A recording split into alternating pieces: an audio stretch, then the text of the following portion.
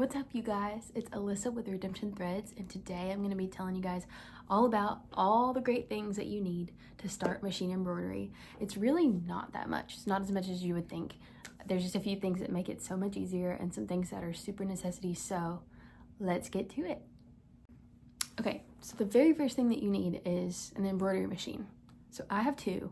You just need one to get started. So pick whichever one works for you. I have a couple videos on my embroidery machines if you want to check those out and see if you like them. But the one behind me is a Brother PE800, and it's the one I recommend for people just starting out. A lot of times you can find them on like Facebook Marketplace for really cheap.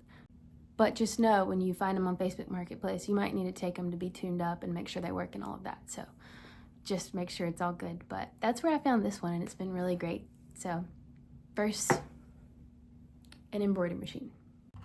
Okay, number two. So your embroidery machine will come with these, but your hoops and the grid, I use mine a lot. You don't have to have it, but I use it all the time and it works so well. So it helps me get everything all centered. So hoops are super important. Number three, the third thing you need is stabilizer. So there's so many different types of stabilizers out there, and I'll have to do a video sometime on all the different kinds, but for now, just stabilizer in general is what you'll need. So I use the one, I don't know if you can see here. Let's see. I use this one. It's a cutaway poly mesh, and I found that it's the best all-purpose stabilizer. So I use it on honestly almost everything.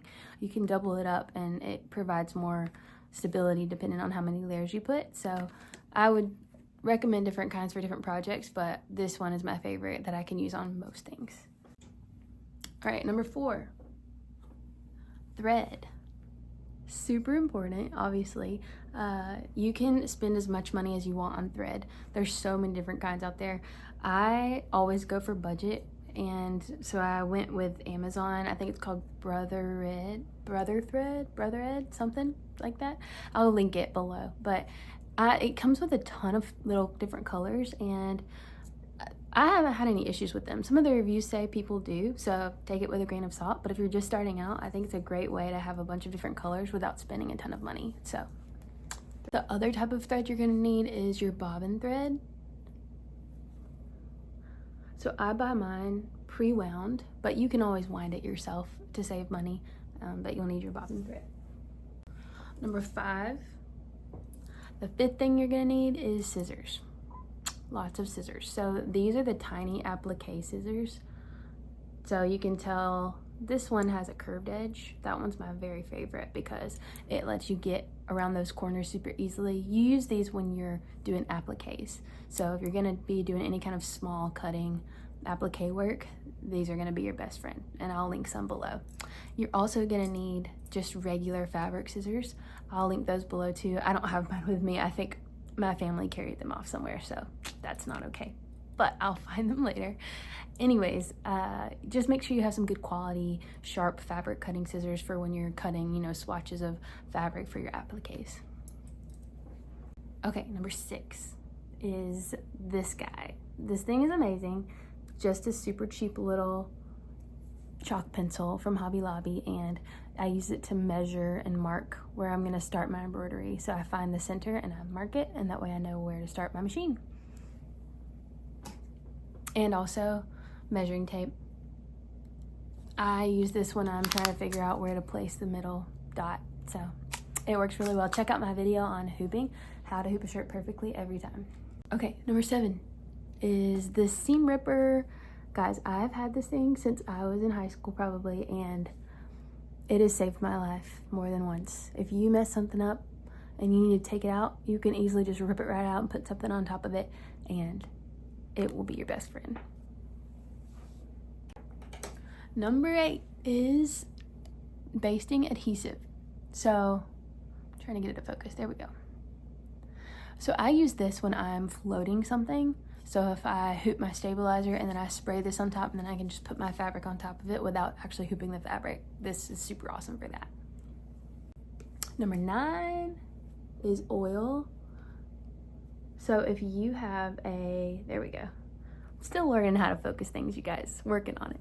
If you have a multi-needle machine or like the free arm machine like mine, you will need oil to make sure you're keeping it all lubricated.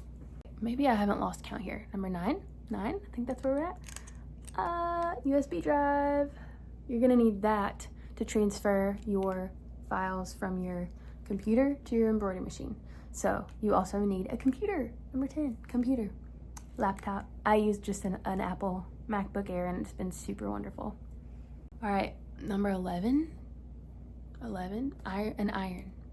Sorry, I'm trying to remember if we're on 11 or 12.